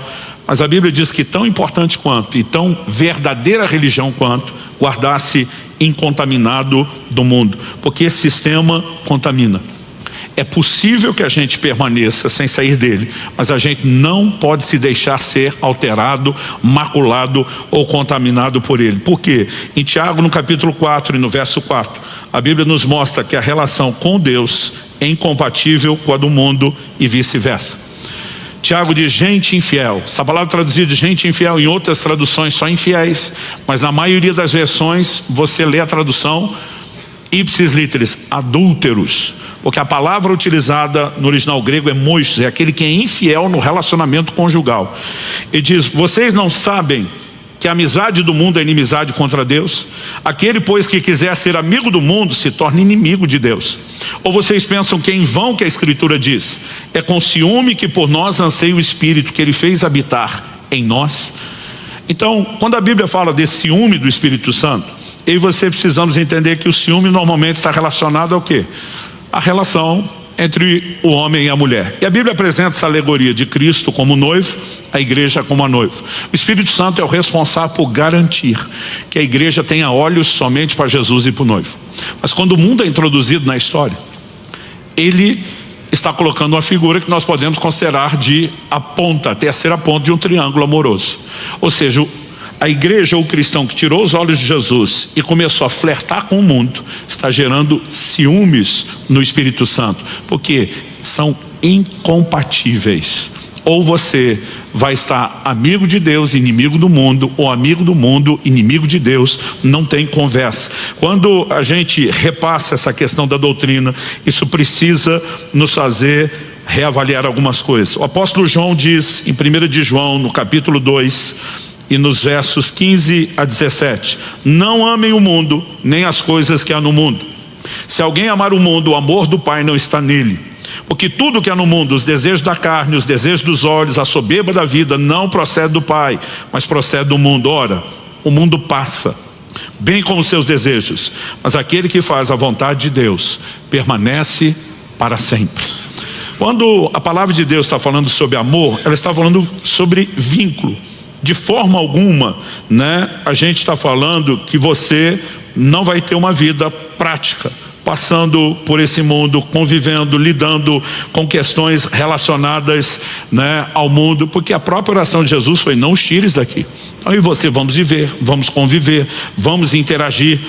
Aliás, em 1 Coríntios, no capítulo 7, no verso 31, a Bíblia diz: os que se utilizam desse mundo sejam como se não fizessem uso dele, porque a aparência desse mundo passa. Então Paulo vai dizer no verso 30: os que choram como se não chorassem, os que se alegram como se não se alegrassem, os que compram como se nada possuíssem. Então nós vamos ter circunstâncias no mundo que nos fazem rir e chorar, mas ele diz: a gente não se prende a isso. Os que compram, não imagine que você tem propriedade permanente aqui, porque esse mundo passa e você está de passagem. Os que se utilizam como se dele não utilizasse. Ele não está negando o elemento prático. Daqui a pouco nós vamos fazer a distinção entre cabeça no céu e pé no chão. Mas as duas coisas vão sendo apresentadas, mas ele vai regulando o como o coração deveria funcionar. Na segunda carta de Paulo a Timóteo, nós vemos um comentário de alguém que era um dos seus cooperadores, um dos seus obreiros, e se perdeu nessa advertência. Advertência bíblica que é repetida, é recorrente: não ame o mundo, não se deixe atrair, não estabeleça amizade, não se deixe enganar. O apóstolo Paulo diz em 2 Timóteo 4,10: porque Demas, amando esse mundo, abandonou-me e foi para Tessalônica. Amando esse mundo. Quem era Demas? Se você olhar Colossenses capítulo 4, verso 14, Demas, ele está citado junto com Lucas como um dos cooperadores de Paulo. Em Filemão, no capítulo 24, não só Demas está relacionado juntamente com Lucas entre os colaboradores, mas também com Marcos, né, com Aristarco. Então era um dos cooperadores de Paulo. Mas ele disse: se perdeu. Passou a ser atraído, seduzido por um sistema, pelos seus valores, e que, embora não seja o pecado em si, é governado, né, por essa maneira de pensar. É o que nós podemos classificar de um sistema pecaminoso. No Evangelho de Marcos, no capítulo 4, na parábola do semeador, quando Jesus diz que uma das sementes caiu entre espinhos, né, ele vai definir, né, que na interpretação dos espinhos ele fala os cuidados do mundo, né, gente que se envolve demais com essas preocupações, que valoriza demais essa estrutura e o sistema, não percebe que isso vai concorrer com a ação da palavra de Deus na vida dele. Então eu comecei dando toda essa volta, né, tentando resumir aqui a chamada questão ou a doutrina bíblica sobre o mundo, para que a gente consiga entender qual é a maneira correta e equilibrada de lidarmos. Porque se a oração de Jesus é que a gente não saia daqui tão depressa, mas que a gente esteja sem pertencer, como de fato nós podemos lidar com isso? Então agora eu quero, em segundo lugar, né, destacar o elemento cabeça no céu. O que é o elemento ou o fator cabeça no céu? Colossenses, no capítulo 3, no verso 1 e 2, o apóstolo Paulo diz: portanto, se vocês foram ressuscitados juntamente com Cristo, busquem as coisas lá do alto, onde Cristo vive, assentado à direita de Deus. Pensem nas coisas lá do alto e não nas que são aqui da terra. Quando ele diz pensem, a ideia do pensar, é por isso que eu li o verso primeiro, está relacionado com o buscar. Porque se você ler só Colossenses 3:2, sem todo esse contexto bíblico que nós vamos apresentar, pode ser ou parecer para alguns que a Bíblia está dizendo: olha, só preocupa com o que é celestial, ignora o resto, não pense em nada aqui na terra. Mas essa ideia de pensar, daquilo que ocupa o seu pensamento, que toma e ganha espaço terreno naquilo que você pensa, no que você sente, no que você projeta, está relacionado diretamente com o verbo buscar. Eu e você devemos ser orientados por aquilo que é do alto, por aquilo que é celestial. No verso 3 ele diz: porque vocês morreram e a vida de vocês está oculta juntamente com Cristo em Deus. Eu acho interessante como a Bíblia concorda, desde as suas afirmações explícitas até aquelas que vêm de forma implícita, né, figurada. Por exemplo, no Antigo Testamento, Deus, por meio de Moisés, promove o conceito de uma casa. No livro de Hebreus nós vamos perceber que há toda uma simbologia por trás da casa edificada, e que isso figura a verdadeira casa que espiritualmente Deus está edificando. Quando Deus dá orientações a Moisés sobre o tipo de material, a planta, o desenho, como será feito, entre outras coisas, né, ele pede que sejam trazidos os melhores artesãos, os camaradas mais habilidosos nas artes manuais de confecção, do uso, desde a aplicação de joias, de costura. Mas Deus fala de dois, que eram os principais na nação: Bezaleel e Aholiabe. Mas não bastasse serem os melhores, Deus diz: eu vou enchê-los do meu espírito, eu vou enchê-los de sabedoria e habilidade para que eles possam executar o projeto. Basicamente eu fico tentando imaginar, perspectiva humana, não o plano espiritual, o que eram aquelas confecções. A tenda tinha 4 coberturas diferentes, todas elas confeccionadas não só com o melhor da arte humana, mas de algo sobrenaturalmente capacitado. Eu fico tentando imaginar, na perspectiva de artesanato, de uma obra confeccionada com as mãos, qual era a beleza daquilo. Mas sabe o que é curioso? O tabernáculo era móvel, ele se estabelecia por onde eles iam passando, ou seja, toda aquela beleza, ela estava nas paredes de cima, porque não estavam presos no chão, mas principalmente na cobertura. Agora o chão, Deus nunca mandou fazer nada, a tenda era estabelecida onde passava. Então se você entrasse na casa de Deus olhando para baixo, não tinha beleza nenhuma. Se você quisesse encontrar beleza, teria que olhar para cima. Eu acho que a mensagem está sendo dada desde o início, né? Deus está dizendo: não procure nada que enche os seus olhos aqui na terra, deixe os céus fazer isso por você, encher o seu coração. Em 1 Coríntios 15:9, o apóstolo Paulo disse: é só para essa vida que nós esperamos em Cristo, nós somos de todos os homens os mais dignos de laço. Ele não está dizendo que nós não vamos esperar para essa vida. Ele não está dizendo que nós não podemos ter bênçãos, ações, intervenções de Deus e viver algo especial aqui. Mas ele está dizendo, se for só isso, deu ruim, e deu ruim para valer. Porque a nossa grande expectativa diz respeito a algo maior, vindouro, celestial. É por isso que em Filipenses 3, 20 e 21 ele vai dizer, nossa pátria está nos céus, de onde aguardamos o Salvador, o qual há de transformar o corpo da nossa humilhação para ser igual ao corpo da sua glória. Evidentemente, essa não é a nossa pátria, esse não é o nosso lar, não é o nosso lugar permanente. Aliás, a linguagem bíblica é que eu e você estamos aqui de passagem. Assim como no Antigo Testamento Deus fez com que os patriarcas peregrinassem, a Bíblia mostra que essa figura, essa alegoria é aplicada a mim e a você na jornada cristã.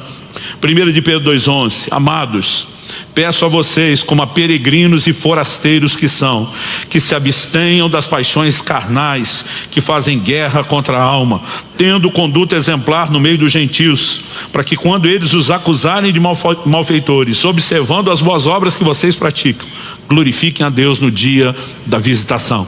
Está dizendo, se você lembrar que é peregrino, forasteiro, que você está aqui de passagem, só em trânsito, mas que esse não é o seu lugar, você não vai se deixar seduzir por essas propostas. Isso fará com que você tenha uma vida exemplar, que chama a atenção do ímpio, vai te permitir ser luz no mundo, glorificar a Deus com a sua conduta, mas a ideia de que eu e você não pertencemos a esse sistema, estamos aqui de passagem, tem que ser cultivado no coração de cada um de nós. No entanto, isso não pode ser usado, como também muitos ao longo da história da igreja têm feito, para que a gente se desconecte desse aspecto útil que Deus espera de nós no mundo, que é ser luz e é ser sal. Então nós não estamos falando de fugir, porque como eu disse desde o início, a oração de Jesus é não tire daqui. Tipo, eu preciso de vocês nessa passagem para chacoalhar o sistema, para quebrar as estruturas, para chamar a atenção das pessoas, para promover e estabelecer o reino. Eu preciso de vocês aqui dizendo, venha o teu reino, seja feita a tua vontade. Ou seja, nós estabelecemos uma outra dimensão de reino, de governo, com suas leis, com seus valores por onde passamos. Mas não estamos presos aqui. Não estaremos aqui para sempre, né? A Bíblia diz, nada trouxemos para esse mundo e também nada daqui podemos levar quando partirmos, e é só uma questão de tempo. Todo o nosso tesouro, ele será o quê? Apocalipse capítulo 14 verso 3 diz, bem-aventurados aqueles que agora morrem no Senhor, para que descansem das suas obras, pois suas obras os acompanham. A única coisa que eu e você levaremos dessa vida, nossas obras, o que fizemos para Deus, e isso será de fato parte da nossa recompensa e galardão eterno.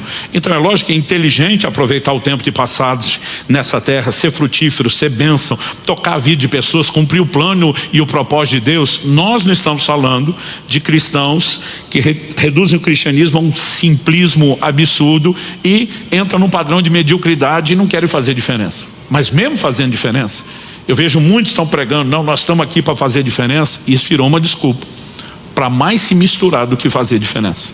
Então nós vamos ter que saber adequar isso. E quando falamos de espiritualidade, o coração, a mente precisa estar nos céus buscando a Deus. Mas quando falamos de pragmatismo cristão, os pés precisam estar na terra. Quando eu comecei a falar mais sobre o assunto do cuidado do corpo, que eu estou pregando bastante esse ano, desde que lancei o livro sobre o assunto, eu tenho compartilhado com as pessoas a história da minha própria correção. E Deus precisou começar tratando comigo a partir daquilo que eu chamo de espiritualidade exagerada. Em João no capítulo 3, no verso 6, Jesus diz para Nicodemos, o que é nascido da carne é carne, o que é nascido do espírito é espírito.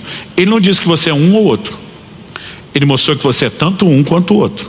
Entramos nesse mundo num corpo de carne, mas quando fomos regenerados, nosso espírito foi recriado.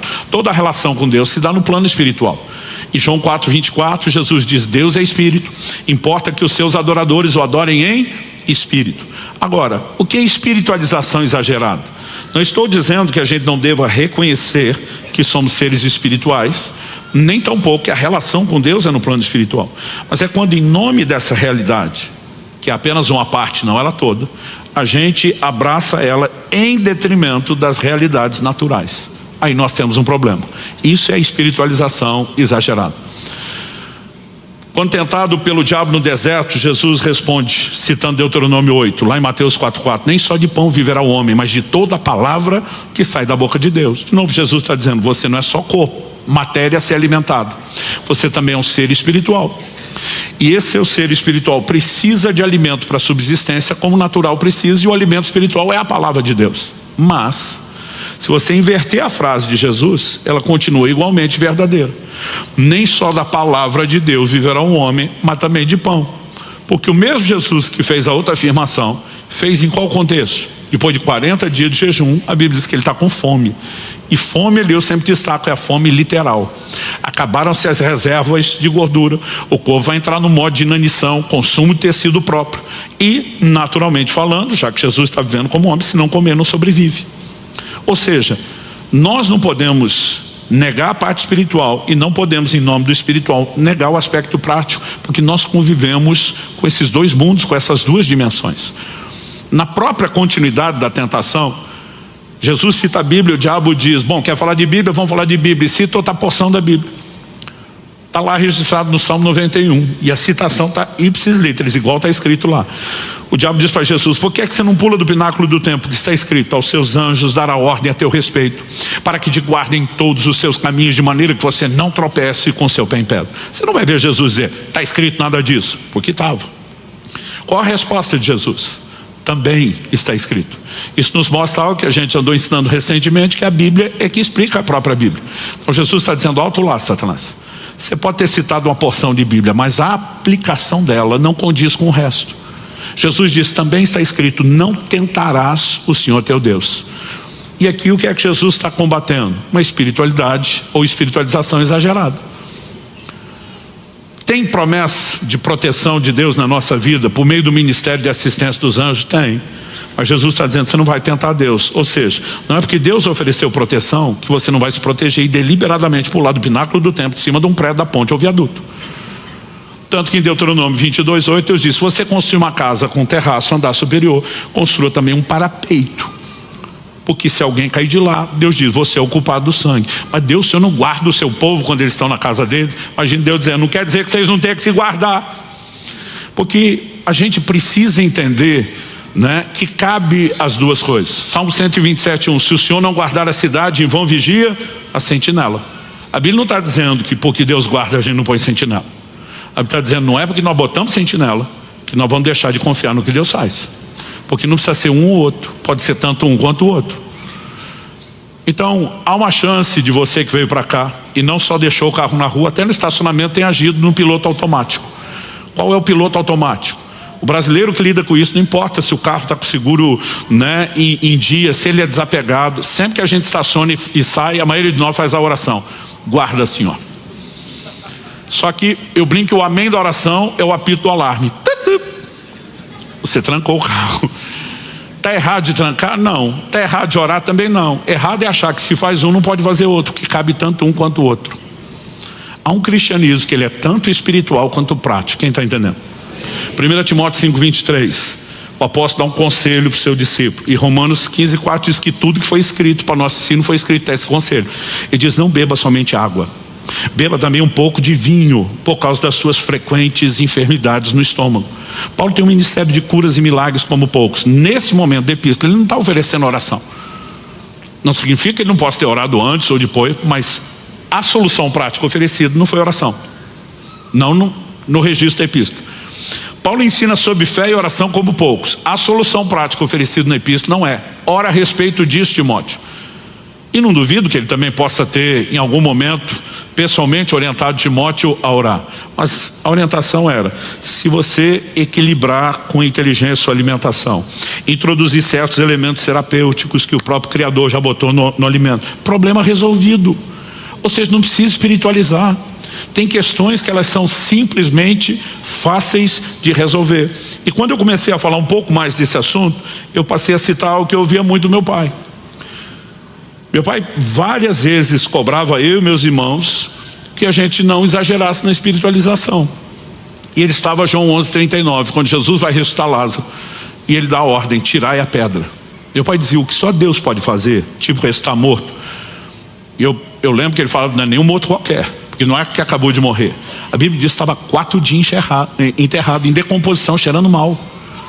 Meu pai dizia, o que só Deus pode fazer, confie nele de todo o coração, porque não há limites para o que ele possa fazer.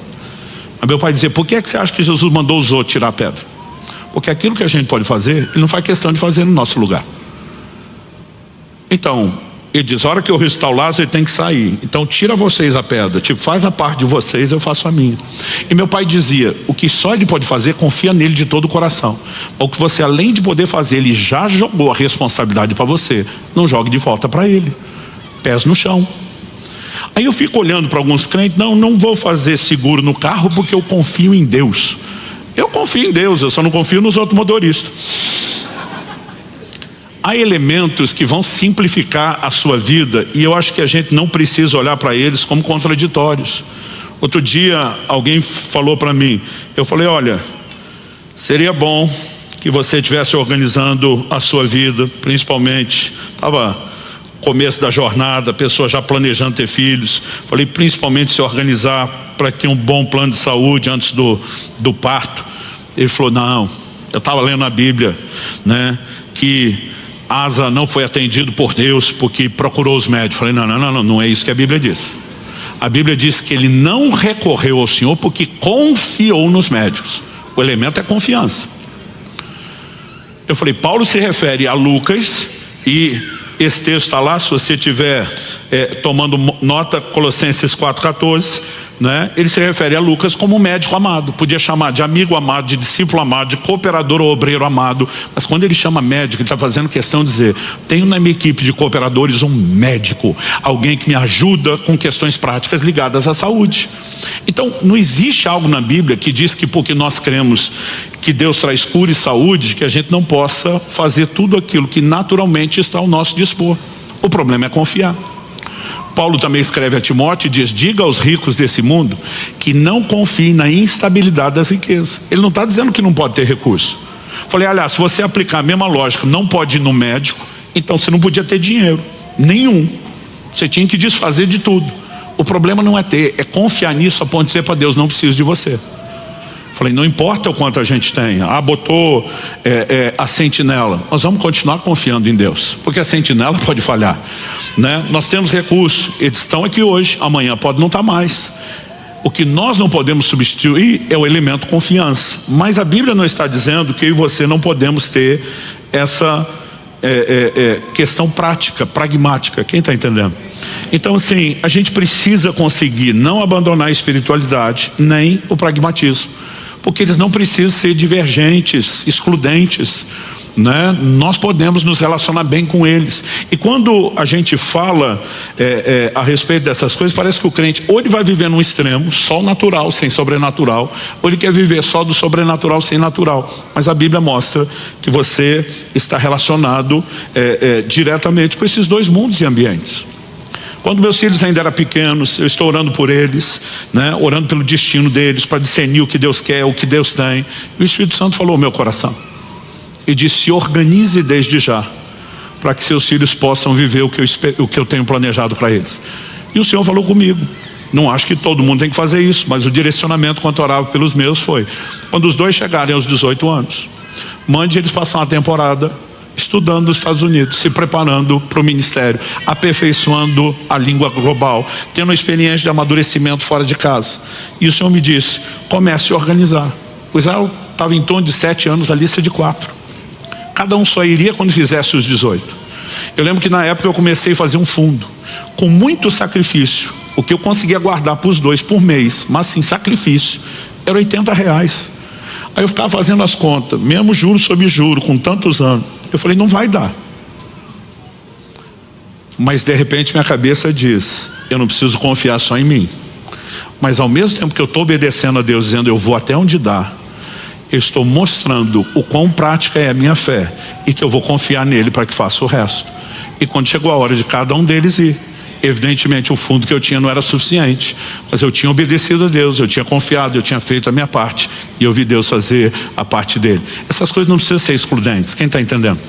Então, às vezes nós vamos assim a extremos e não vivemos um cristianismo prático. Outro dia um falou, não, a Bíblia diz lá no Salmo 37, 25, nunca vi o justo desamparado, nem a sua descendência a mendigar o pão. Eu me recuso a fazer e trabalhar com fundo de reserva.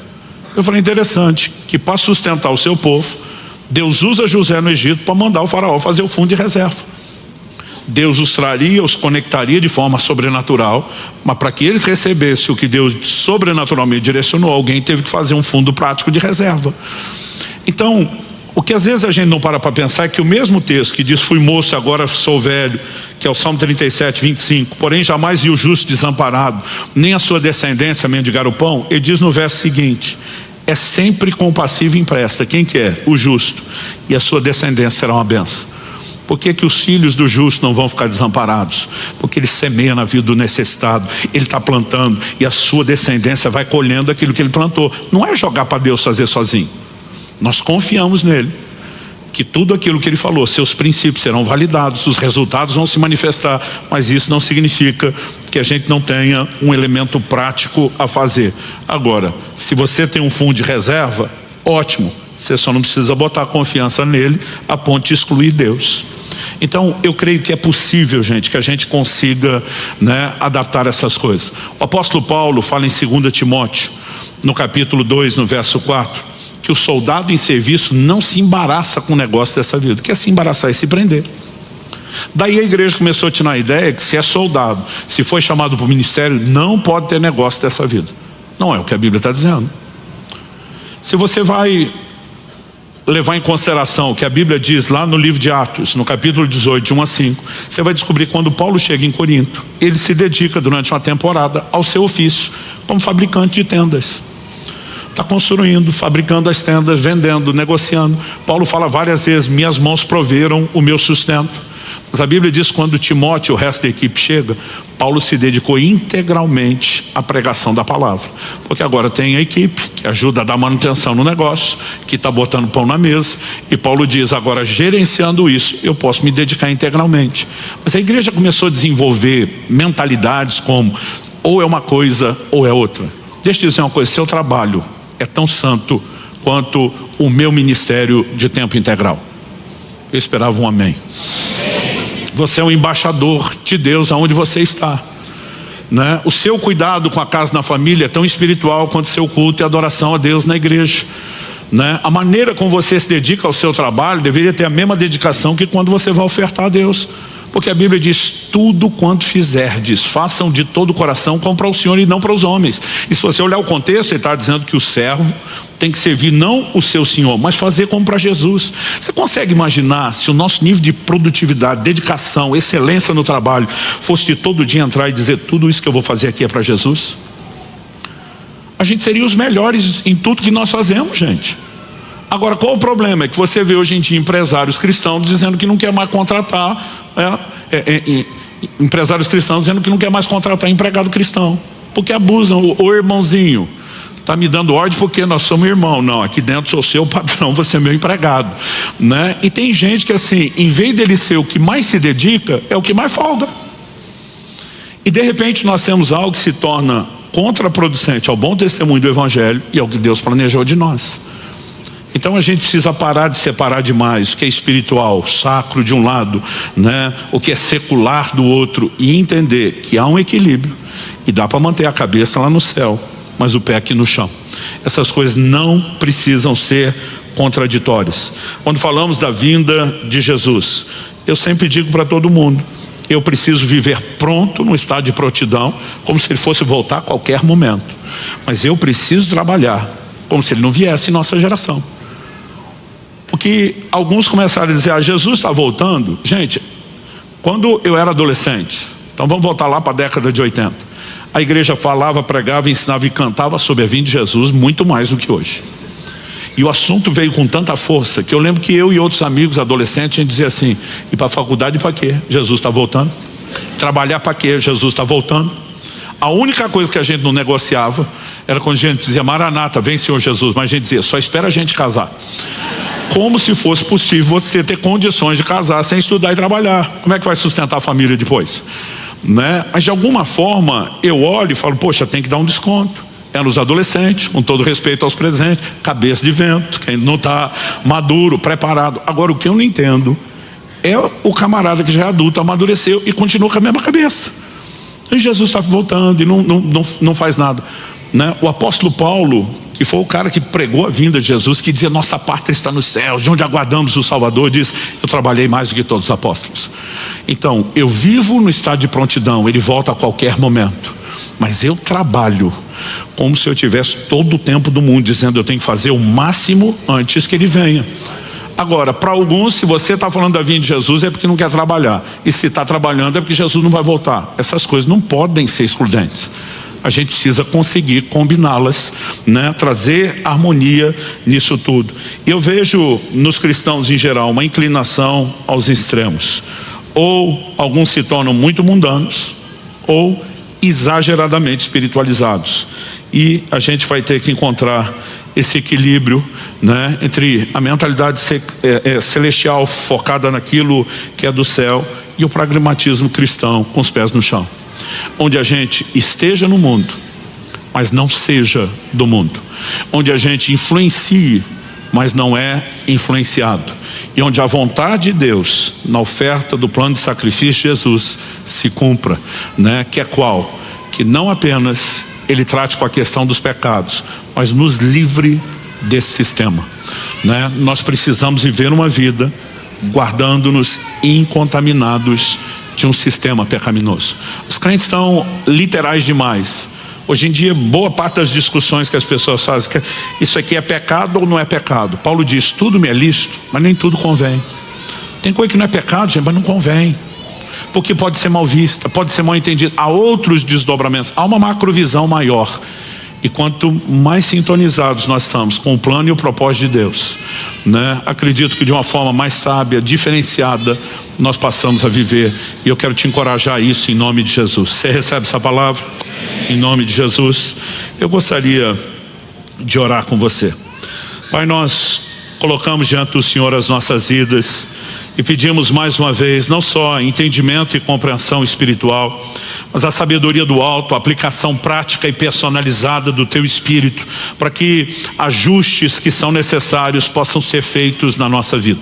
Nós queremos experimentar tudo aquilo que o Senhor tem para nós, viver a plenitude do que o Senhor tem, ter um coração e uma mente tomado pelos céus, norteado por aquilo que é o nosso verdadeiro lar e lugar, sem perder, ó Deus, a capacidade de entendimento prático, que temos uma missão enquanto estamos de passagem aqui na terra, de fazer desse lugar um pedaço dos céus, onde o reino de Deus, onde o reino dos céus se estabeleça, se manifeste por meio de nós. Ajuda-nos, Senhor, a viver tudo aquilo que é espiritual, sem negligenciar o pragmatismo dessa vida do cristianismo no dia a dia. Como Tua palavra fala, viver a vida comum do lar.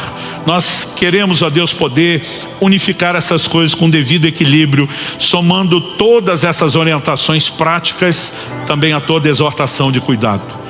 Nós suplicamos graça e favor para entender e reproduzir o Seu modelo, de maneira que o Senhor seja honrado, glorificado e que nenhum de nós sabote aquilo que o Senhor tem para as nossas vidas. Nós oramos em nome de Jesus. Em nome de Jesus.